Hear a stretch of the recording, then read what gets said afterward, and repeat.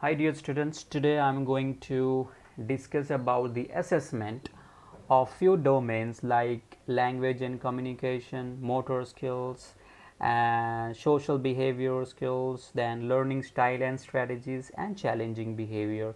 So in this we are not going to discuss in detail about the assessment tools, but we will have some knowledge that these are the assessment tool which we have to use in particular domain, and what kind of importance, benefits, and what does it means. Okay, what are the different types of motor skills or language and communication skills or social behavior. Almost in all the domains we will try to see. So let us see first your language and communication. Now, what is communication skills? A communication disorder is any disorder that affects an individual ability to comprehend. As you know, the children with autism, they may have a difficulty in communicating, they may have difficulty in comprehending, they may have a difficulty in detecting the things what was spoken by the other child or the teacher. So or they may have a difficulty in applying the language or speech to engage the effectively with the other. So the delays and disorder can range from simple sound substitution to the complex level in understanding. It might be a difficulty in understanding the native language as well. So that is your communication. Language is a system of communication, always you need to remember, that relies on verbal and non-verbal codes to transfer the information. See, communication here is a way of interchanging a message of information, okay, between two or more people focusing on the message. Language is a tool of communication, as we said. So communication is a process of transferring the message. So language is your tool. Now what are the two types of languages? Receptive language and expressive language. Receptive language is to acquire, receptive language is to receive the information, expressive language is to express with the sound, express with some expression, so that the other people can understand. For example, the children with non-verbal, so how they try, they speak with the sign language, they speak with the some sort of expression, and other people will be receiving, that is called receptor. So how non-verbal will receive with the how non-verbal will receive the information when the child is non-verbal at opposite direction, by seeing, okay, by looking, by understanding the expression. So there are different modalities to understand the language in communication, okay. And receptive language, let us say right now I am talking with you and you are listening, right? So you are receiving it, I am expressing it, so I am expressing with the sound. So but you are also listening it, that means the sound has been listened by you, so that is how you are receiving the information, okay. So that is about language and communication. So let us see what are different types of language and communication now. See, as we have already discussed, receptive language, which is receiving, just now which we have discussed, okay, which means the ability to understand the information, okay. And expressive language, that means presenting yourself in the word with the sound, which I have already discussed. And then methods of communication, see, verbal with sound, that means received by the verbal by listening, okay. So verbal is equal to sound, that means a verbal child will tell with the sound and it will be received by verbal person by listening. And non-verbal sign language child will express and received by non-verbal by visualization. So that is your expression, and this is your receptive, that means how I am receiving and how I am expressing. That is the method of communication. Why communication skill is important? See, better communicator have a great impact on learning skills. If your child with autism spectrum disorder has a better communication, 100% there will be a great impact on the learning skills. The learning skills might be in the academics or in the personal area.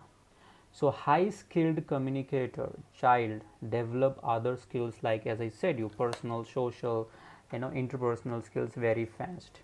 Good communicator have a higher self esteem. Remember, most important skills for people entering the school and classroom very easily. So it helps the child to enter the class or school very easily because he can understand better way with his peer groups.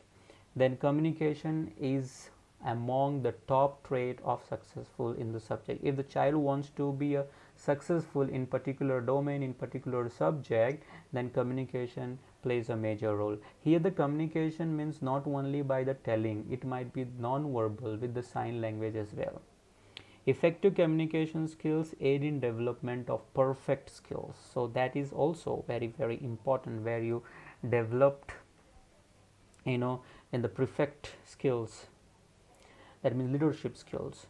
The communicatory ability to speak give you the tools to participate in the society and the elders.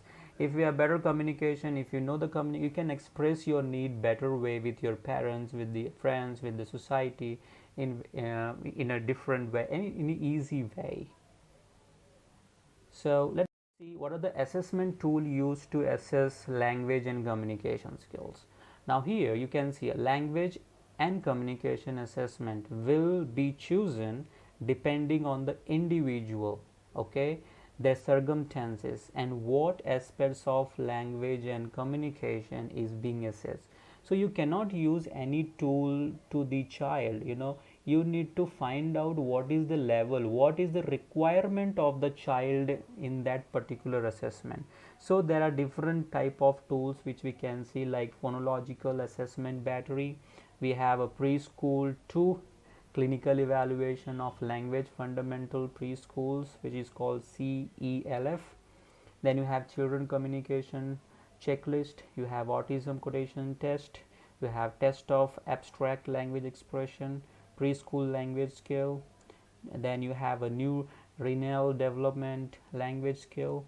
Then you have a test of abstract language comprehension. There are few more language and communication tool, but we are not going to present. These are important, which is in practice.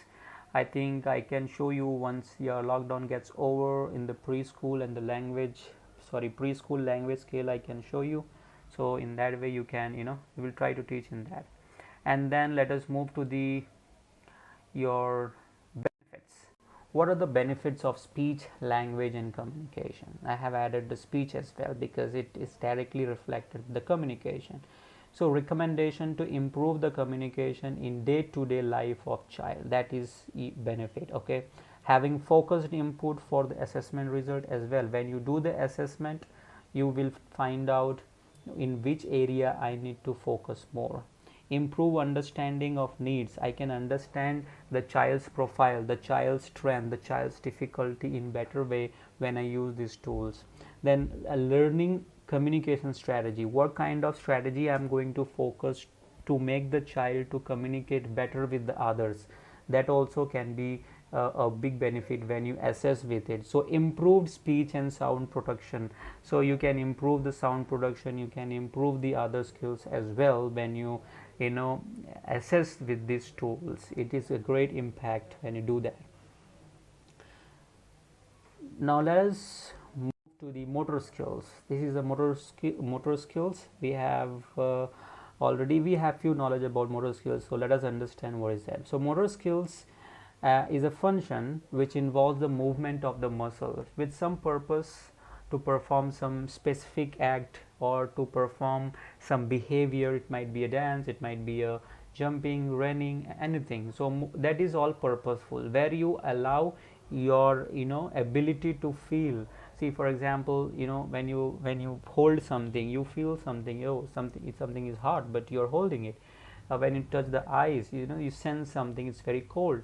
So the muscle allows to do all these things. So that is a motor skills. Type of motor skills: the fine motors. The fine motor is nothing but where you involve the small muscles, like holding the pen, or with the then buttons or clothing, or turning your page, eating with the spoon, cutting with the scissor, where it involves your small muscle, or pressing the keyboard, that is your fine motor skills. Gross motor, when the child with intellectual disability or intellectual disability or any other disability, when they use their big muscles like jumping, running, catching, holding a big object, riding a cycle, these are all gross motor skills. So that's very, very important skills. But why motor skill is important? So it is important so that the child with disability learn to hold the small and big object, to develop the strength in the body, to develop the writing skills, to develop the play activities, to participate in a different programs organized by school, to boost their physical education skills by participating in sports, running, jumping. Okay, so these are things. Components of motor skills. See, components: agility, train children with ID to move quickly and easily. So similarly in autism as well, it has a greater impact. So balancing is another component when you assess your the child. These are the components of assessment tool. You can help the child with ASD or ID students to stay instead in position so that they do not fall when they're performing the activity. Coordination, eye hand coordination is very important when the child has to do some sort of work, okay, whether he's writing, whether he's walking, whether he is holding something. So coordination is very important. Power, the child has to enhance the ability or capacity to do something or to act some in a particular way. So that's very important. Reaction time, see, whenever you give some activity, child take longer time, right? So you need to improve the reaction time. Speed, whenever you give some activity, child will be slow and slow in time. So you need to try to assess in the speed, reaction time, power, coordination, balance, agility. So these are all components where you can assess the child. Now let us see what are the assessment tool used to assess motor skills. This is the first assessment tool, assessment of motor and processing skills. Okay, this is an observational assessment tool. With the help of this, you try to observe the behavior of the child, particularly in the motor skills, okay, which I mean to say what are the child's ability or individual performance in the all domains. And basically it has 16 components, 16 motor and 20 process skill item, that is ADL activities. Second one is your evaluation tool of children handwriting, because that is also we can find out whether child has a good fine motor skills or not. So it is used for the children in 1st through 6th grade, from 1st grade to 6th grade, to evaluate the cursive writing, or whether child is able to write a good handwriting or not. So that is very good checklist. I will show you. I have one. Then infant toddler sensory profile, this is also very important. This is a set of questionnaire which is used for the infant, which is used for the infant child. Okay, so that is very, very important checklist where you can assess the motor skills. Then the motor free visual perception test, it is a standardized test again for visual perception. When something is given to the child, whether he is able to pursue with this or not, which is directly involves the motor ability. So in that way you can try to do it. Then Vinland, this I will show you VABs. So in Vinlands you have lot of sheet which you can use with the pictures, drawings, to assess the motor skills. Now let us see what are the benefits of motor skills. See, motor skill assessment should help to identify the cause of any motor difficulty. When you do assessment, you find something, right? You find some difficulty. So you will find some difficulty where my child stands. So it increases the confidence in multiple area of life when you do the assessment. It guides, it gives a guidance to personalize the learning plan, to personalize in which area the child need to focus. Identify and incorporate the strength of the child. Then it increase the understanding of motor skill assessment will allow the strategy to be put in the place to help the children to be happy or safe. So these all things can be assessed with the help of this. Now let us move to the third domain, is social behavior. So what is social behavior? Social behavior is a behavior, that means an action among the two or more child with autism, between children with autism. If I am talking with you, that means I am talking with someone. When children with autism talk with the teacher as well as other within the same environment, okay, that means nearby, yeah, he or she is opposite, okay, and encompass any behavior in which a one member affect the other.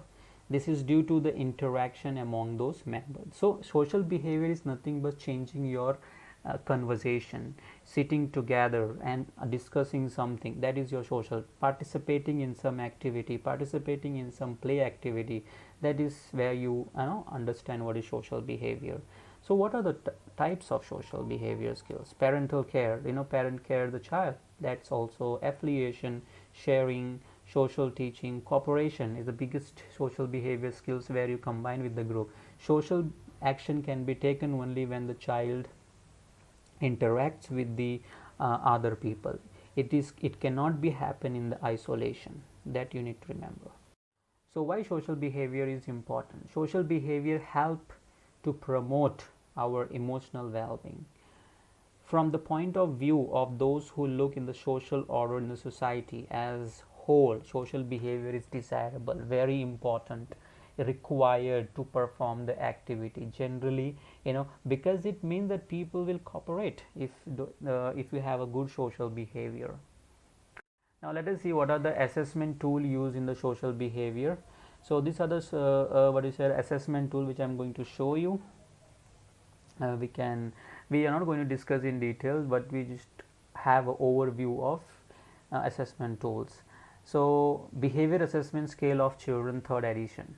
So this is a comprehensive rating scale, which is meant for the teacher. Basically it is designed for the teacher, then parents, and even self, where in all three areas you can assess, and this can be assessed from 2 to 21. That's a very good social behavior checklist which we can use it.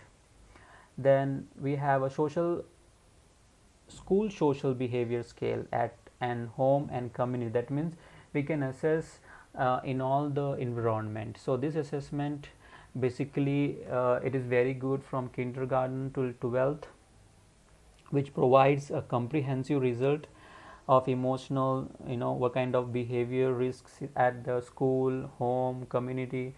So I mean that's very good social behavior scale. Then school responsive scale, that is called SRS, and it has 65 items for the family and the caretaker, those who are taking care or those who are working for the welfare of child, spending more time with the kid, so which can differentiate between ASD and other psychiatric conditions. Okay, so and this is a norm based, standardized, and it is good choice for screening tool because it identifies the emotional and behavior disabilities very easily. Then social skill improvement system, SSIS rating scale. See, for this can be used till 3 to 18 year. This assessment contains lot of social skills, problem behavior, and academic competency items, which where you can assess the things in a better way. So what are the benefits of social behavior assessment? See, when you assess the social behavior, you can help the children to live and play in a group. You can help the child to be more stable with the group, with the peer, with the friend. You can improve the capability of interpersonal relationship. You can enhance the learning capacity, aware the self advocacy, because he must be aware about his own rights when he goes to the society. So that's very important. Now let us see a learning style and strategies. So what is learning style and strategies? Learning style and strategies are the way in which the student learn, remember information, and study for a test. This is very important. You may have your own learning style. You learn better when you listen, you learn better when I see, or sometime you write and learn. So there are different learning style. Even I remember better when I see, and my second learning position of learning style is listening. So that there are different ways of learning style. So they refers to an action and the behavior of the student used to learn a learning style. Okay, so it refers generally, how the knowledge is acquired. So a learning style is very, very important. So what are the different types of learning style and strategy? VAKT, so visual, auditory, kinesthetic, reading, kinesthetic, and this is very, very important. So this is very simple, where you can utilize your all senses to find out your learning style with the your capability. So VARK. Okay, so that is very important, which you need to focus on the idea that student retain the process information. That information must be retained in the child's mind forever. So to retain that, there should be some sort of learning modes, learning modalities, so that they can keep in their long term brain. So why learning style and strategy is important? As you can see, to maximize the child's learning potential, to enable the child to succeed in the school, give a child customized technique to score a better in the test, allow the children to learn in their own way, to overcome with the limitation or the bad time. It reduces the frustration, it expands the child existing learning and studying strategies. So overall, this learning style is very important, which helps them or himself to improve a better. So assessment tool, let us see what are the assessment tool to assess the learning styles. We have a concept mapping. Concept mapping is very important, where you draw a lot of pictures, organize concept test, knowledge survey, you have exam test, oral presentation, peer review, rubrics, case studies. So these are all assessment tool where you can find out your learning style. And very important, like multiple intelligent questionnaire, where you can find your learning style and strategies. So these are learning strategies, these are the name of the tool, where you can find out what is the level in the exam status, in what kind of skills you apply. For example, if you're giving the concept mapping, so in that particularly I have a concept mapping. So in that particularly, what you see, you check basically a style of the child, how he is able to grasp the information, and so that you can comprehend it later. So this kind of things can be assessed with the help of these tools. And seminar style, this is there are a lot of ways you can just ask if the child is able to tell, and then finally evaluate, and then you see that child is good in visual learning, or good in auditory learning. So oral presentation, when the child is giving a better presentation, that means the child is good in the auditory and what do you say, verbal learning style, or good with the some other skills. So it will tell you lot of things very clearly when you see this checklist. So what are the benefit of learning style and the strategy? It increases the self confidence, of course, self image, use a brain best. When you have your own learning style, you can use your brain in a drastic uniquely way, in unique way. So it gives the child insight, the strength, weaknesses, habit, everything you can assess with this. So you enjoy your learning process actually. Then curiosity, child will be more curious and will be more motivated to learn the concept. So let us see a challenging behavior domain. So what is challenging behavior? Now challenging behavior is also known as behavior which challenge. That means which challenge. You need to very clear with this, and it defines the abnormal behavior. When we say a challenging behavior, the behavior which is not accepted in the field of disability. Okay, and for example,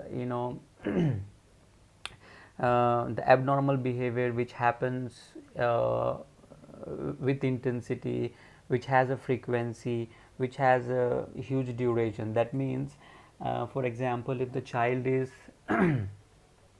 flapping the hand, basically the autism children will have that, repetitive behavior. So what is the severity level? That means what is the intensity level of that behavior, and the frequency, out of 10 how many times he is doing. On duration, it happening every 5 minutes or 10 minutes or 1 hour or every day. So that is your challenging behavior. Then what type of challenging behavior? Let us see. You have attention seeking, power seeking, revenge, inadvocacy with withdrawal. There are a lot of things. Then let us see your assessment tool, which is used to assess the challenge behavior. So these are the tool, how it looks. Behavior problem inventories. Behavior problem inventories, short form. You have, that means 0, 1 and S. Challenging behavior in interview. You have developmental behavior checklist for adult, functional analysis, then modified, overt aggression, motivate. So these are all, assessment tool where basically psychologist people will use all these things. As a diploma people, you may not have much exposure with this, but rather to just understand what kind of tool we use for assessing the challenging behavior. So what are the benefits of challenging behavior? Of course, it helps in the prediction of performance, showcase a positive child's reaction. It has a great impact in the learning skills. It gives a feedback on quality and acceptance of child